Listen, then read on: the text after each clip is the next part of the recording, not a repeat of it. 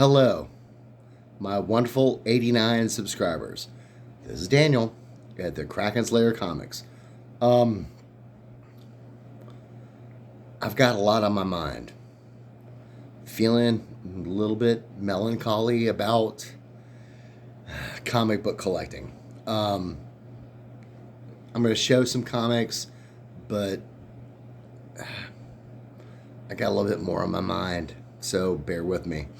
Um,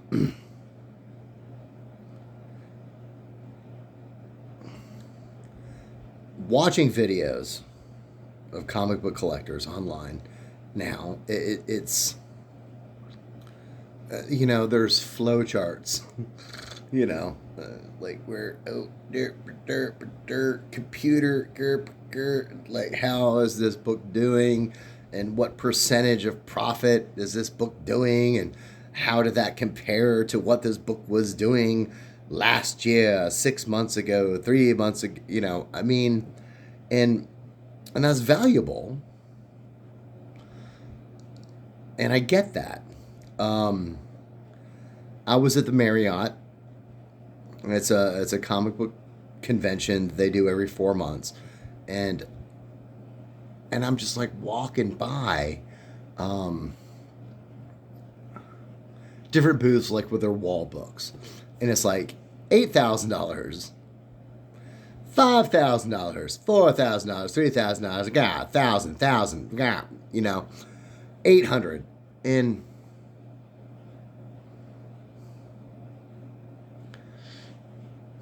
something about it just hit me that what am I doing as a comic book collector? What was my intention at the very beginning? It had absolutely nothing to do with speculation or MCU movies or TV shows. Um, I just bought comic books because I loved them, or there was something about the cover that like spoke to me that I was like, cool. I want to read that story. Um, I'm equally at fault to where at some point I was like, well, I never thought I'd own this book. You know, uh, it doesn't matter the book. Um, and the thrill of the acquisition, where I could afford it, I mean, that was nice. Where I could find a deal on it, that was nice. Where I could find one in the wild that was like way below, what the value of that book was, that was really nice. Um, Getting to the point where I have sold some books. I injured injured my arm. The bicep tendon ripped off the bone. Yeah, that kind of sucks. I was changing a tire. It's kind of funny. Um, and it's just another illustration of like sort of like I don't know, like mortality.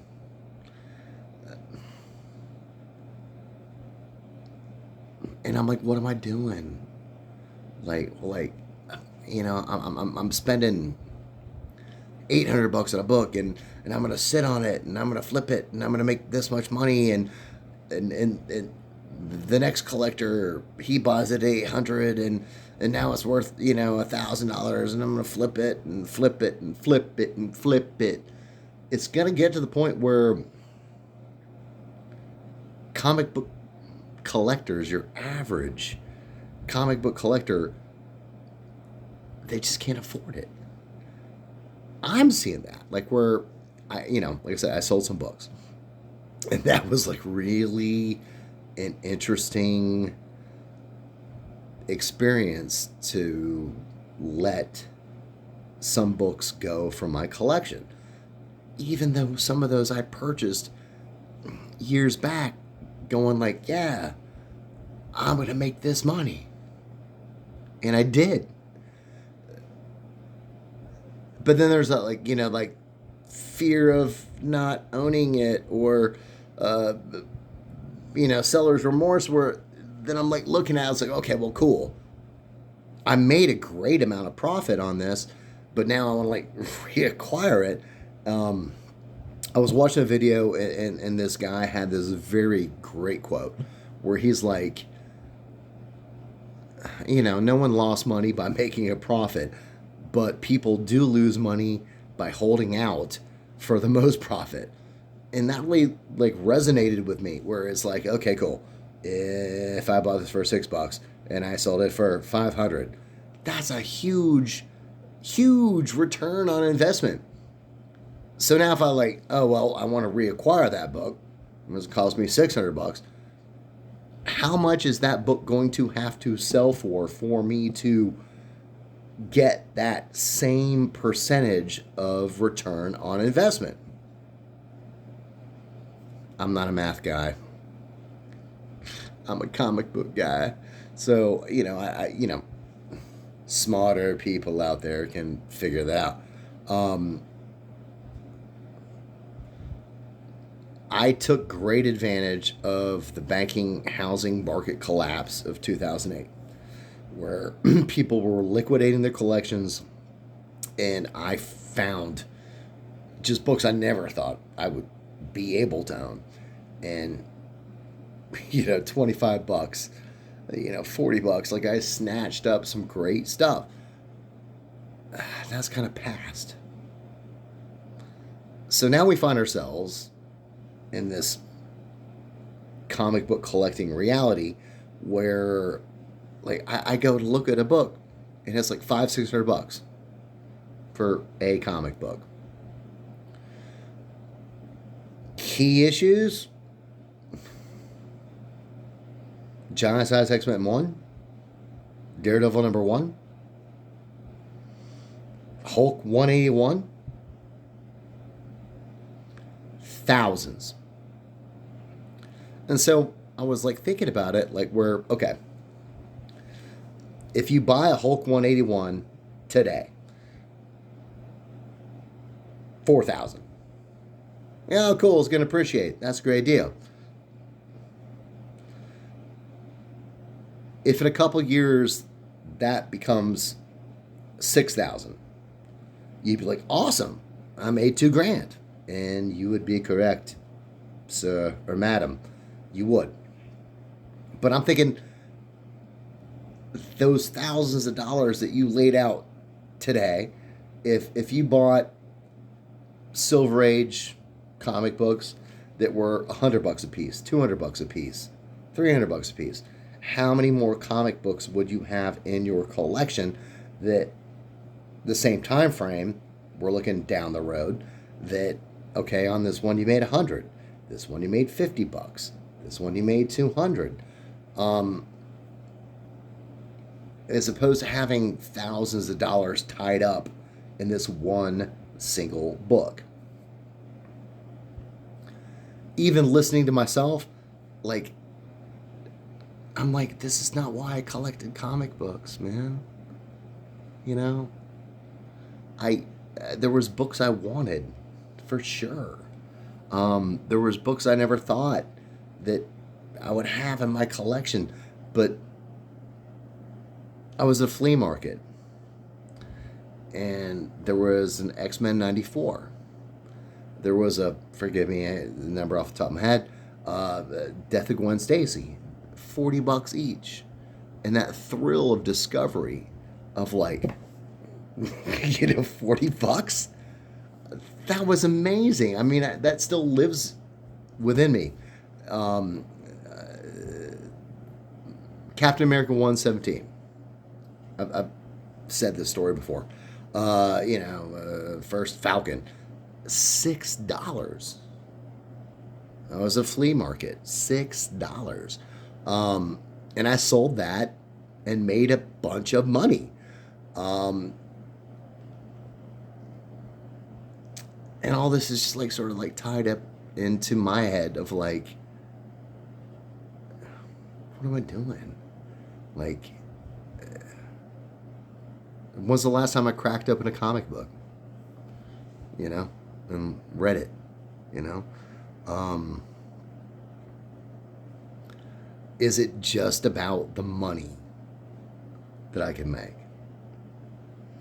That's nice, you know. I'm actually very glad that like the money that I spent to get here in my collection, you know, I wasn't a fool. You know, when people were like, "What are you doing?" Like, you're in high school and like you're buying these comic books. But there's a big difference between, you know, a comic book that I bought for 20 bucks that's now worth 200, 400, 600 than buying a book for $600 today. And that percentage from 20 bucks to 600 bucks, like,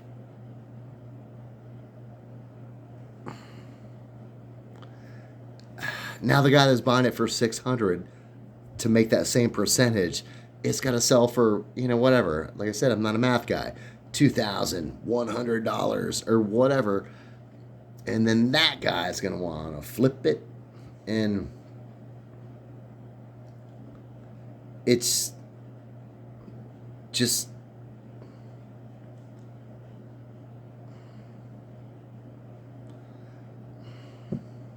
it's just not what my intention ever was, you know. I'm very proud to own every single book that I do have. um, I'm very grateful for books that I purchased that are now worth a lot of money, but that was never my intention. And I'm just like looking through my collection, and it's like I can see like books that I bought for speculation or because I love them. So, you know, this might be my last video because I'm really just sort of like, what am I doing here? What is my goal? What, like, I mean, I could just, I mean, I could liquidate my collection right now, and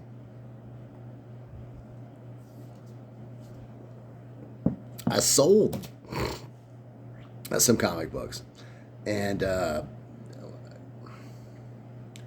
divulging the numbers, like, to me is gross, but let's just say I made almost a half a year's salary of working 40 hours a week, 5 days a week, for nearly 6 months. That's a lot of work. That somebody was like, here's the money. Having that stack of money, I mean, that's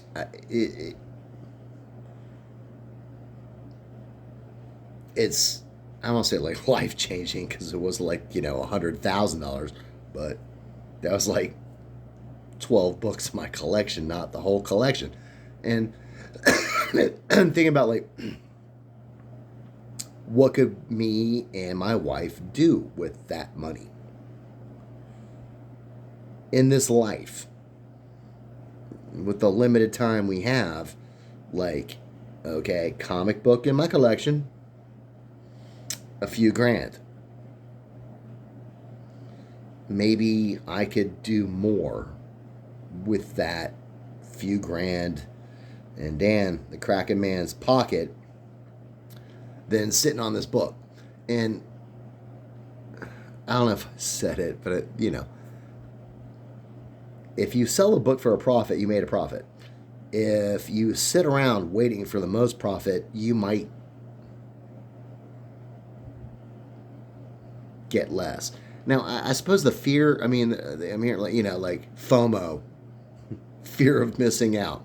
And I think that ties into like selling a book, where it's like, it's not fear of missing out, it's fear of missing profit. FOMO, I'll throw that P in there, you know, fear of missing profit. So, where it's like, oh man, or if I had just waited, I could have made this much more money.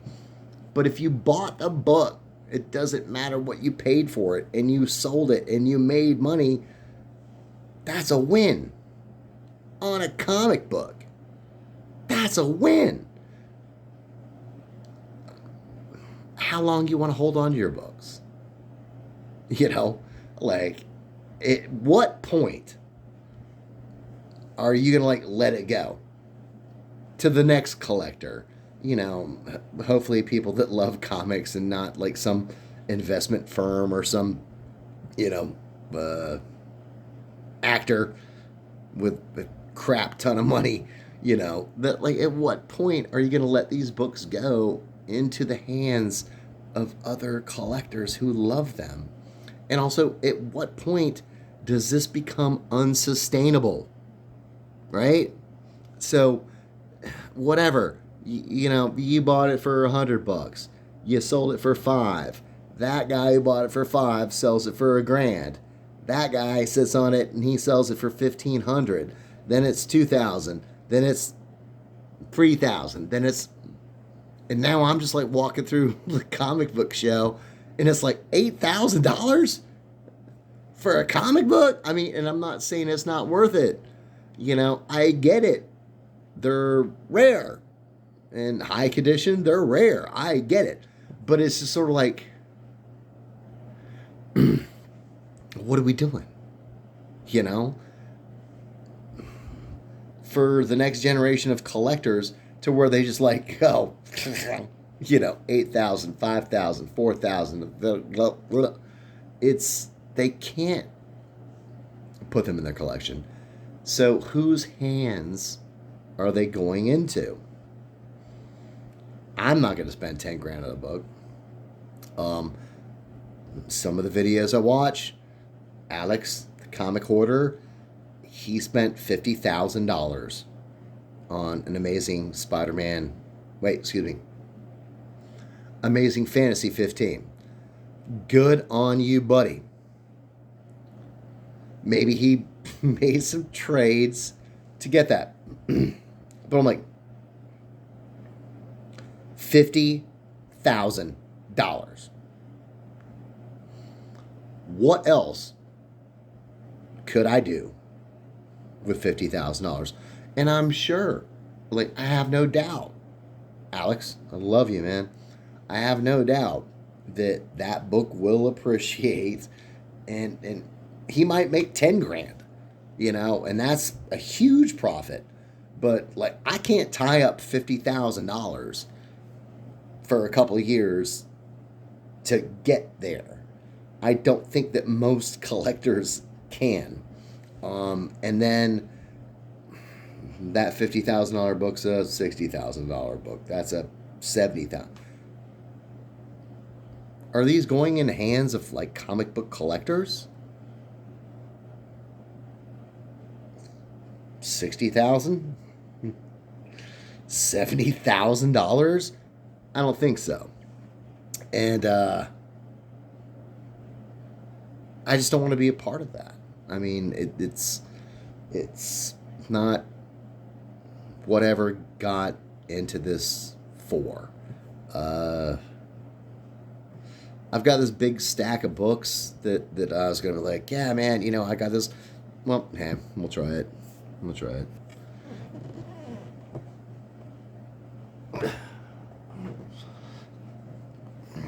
I bought this purely speculation. First appearance of Power Girl. Didn't, spend a lot on it. And this sort of goes to, like, what I'm saying. Like, do you want to spend $50,000 on one comic? Or how many other comic books could you purchase where if you just made a little bit of profit on that, you'd come out the same?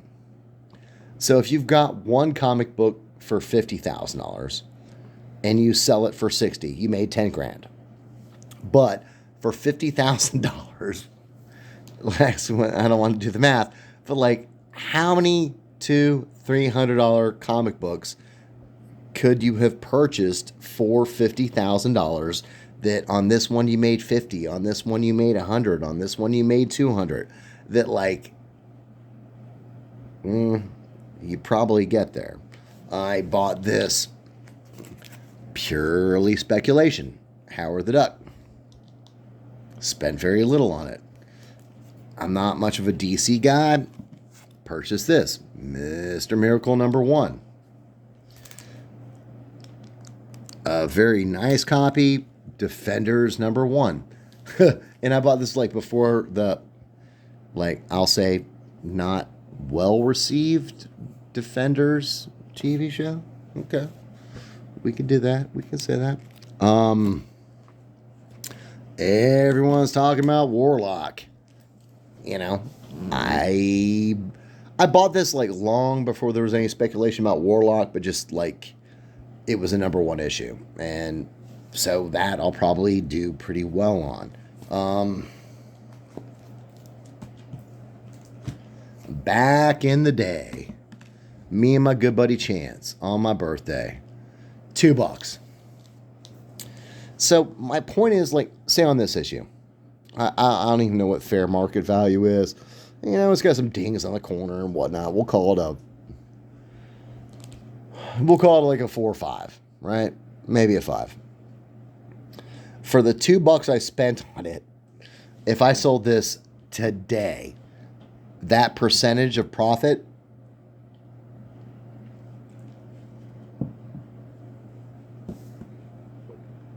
that's big money. Let's just say this goes for 300. All right.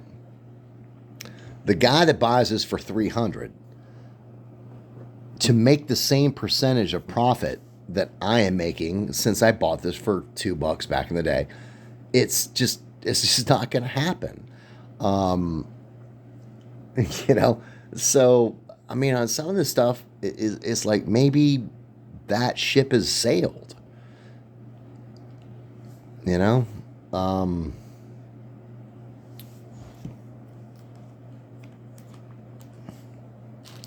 want to show this.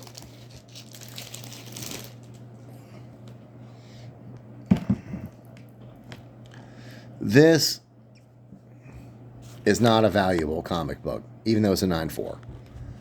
It's Godzilla #1. Now, this book is so important to me because prior to this book coming out, I was seeing all the ads in the back of Marvel Comics like Godzilla #1 and I Love Monsters. And it had, like, you know, a release date, you know.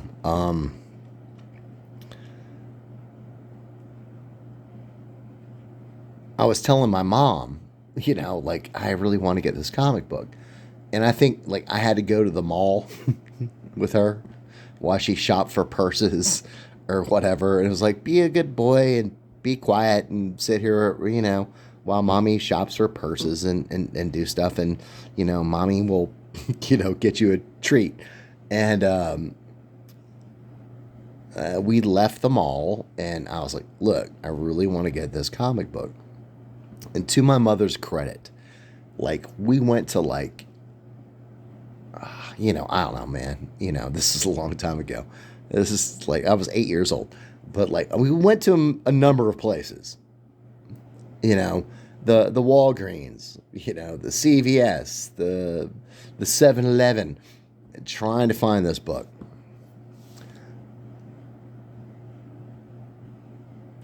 And then we found it. And I was so happy to have this. And so in my entire collection, even though this holds very little monetary value, this has a very high value to me because this was the book. Thanks, Mom.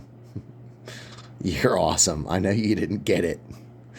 Like, why does my son, like, want these comic books?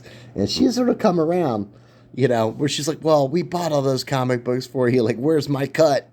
And it's like, well, you know, I did continue to buy comic books, like, long after you were, you know, shilling out your, like, 30 cents.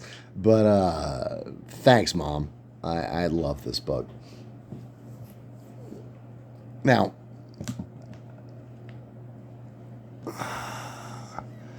a different example.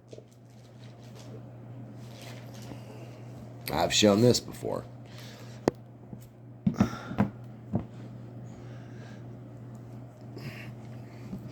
I spent $700 on this. This is not cheap.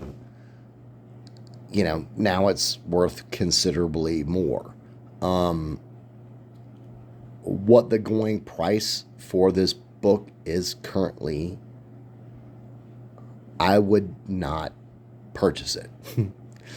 Just personally, I am not going to spend thousands of dollars on a comic book. It's just not gonna happen.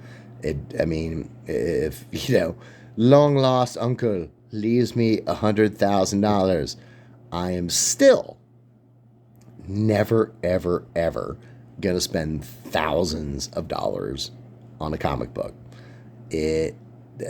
Knowing how hard I have to work for those thousands and thousands of dollars, knowing all the other things that me and my lovely and amazing wife could do with those thousands and thousands of dollars, I'm just not going to do it. It's just not going to happen. And this sort of leads, to my point of, what am I doing?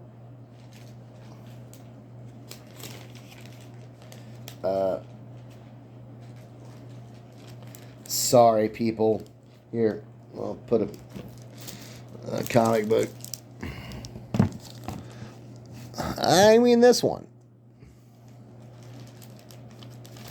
I paid almost nothing for it. I spent the money to have it graded. But, at this point, if I sold it, that's the most profit I'm ever going to make on this book as a percentage. You go, okay, 50, whatever, $100 in, it's worth whatever. That percentage, it's like what? Someone's gonna have to wait until this is like a $6,000 book,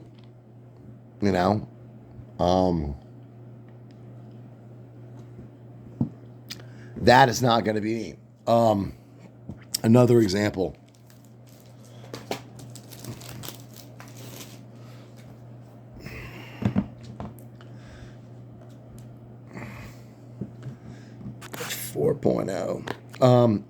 I spent this ended at auction. I bought this for $230, and this is not a long time ago. This is just a couple years ago, and this illustrates how crazy the market has got.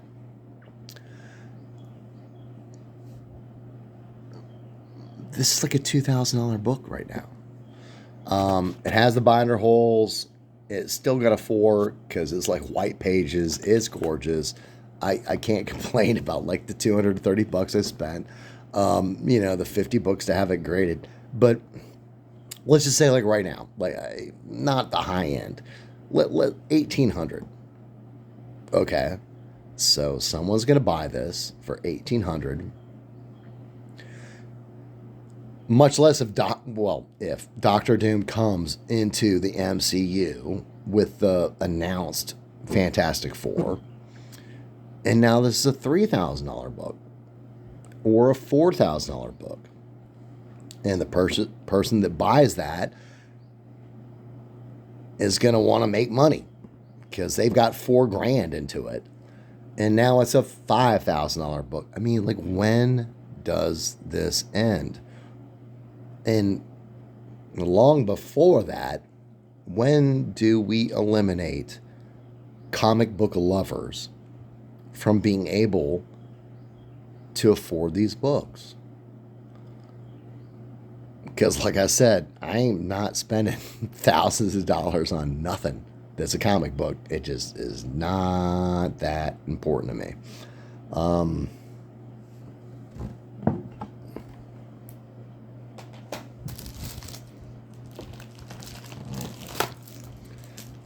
I got other examples. Show this because everyone loves it. Just get it out of the plastic.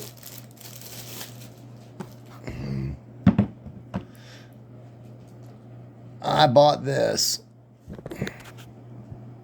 7.5 signed Len Wein for $1,100, and that is almost, well, that's tied for the highest amount I've ever paid for a comic book, and this was a couple years ago.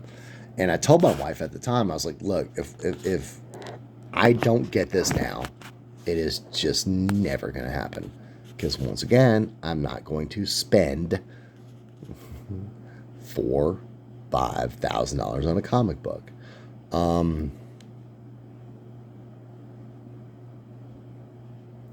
glad I own the books I do. I'm glad I own books that people don't really seem to care about. You know? First Gladiator, that's awesome. I love Gladiator. First Son of Satan, I love Son of Satan. That's awesome. That's awesome. And like, not even like, I didn't even know like Silver Surfer. It was just like, dude, it's early Fantastic Four. You know, this is awesome. I love Doctor Doom. So, here, let me flip it. So, like I said, I'm sort of struggling with why am I collecting comic books? Like, spending hundreds of dollars.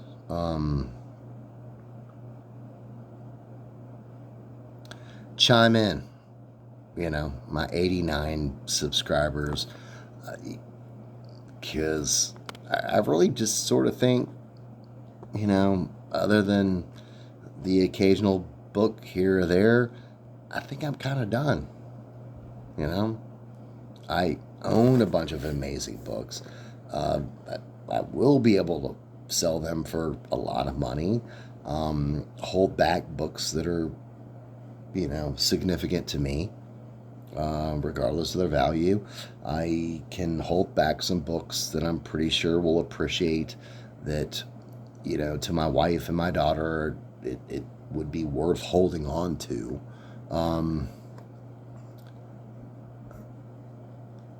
But I'm just like, maybe it's time to cash out.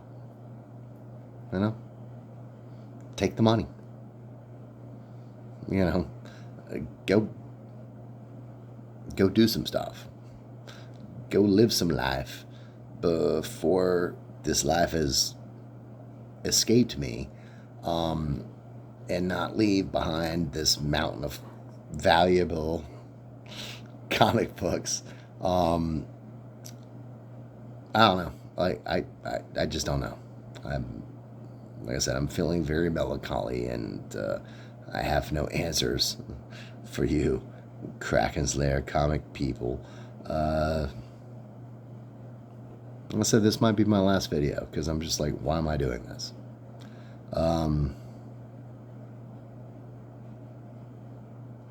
Enjoy comic books. Enjoy comic book collecting. Not as some monetary algorithm to success, but actually enjoy them. Or what's the point?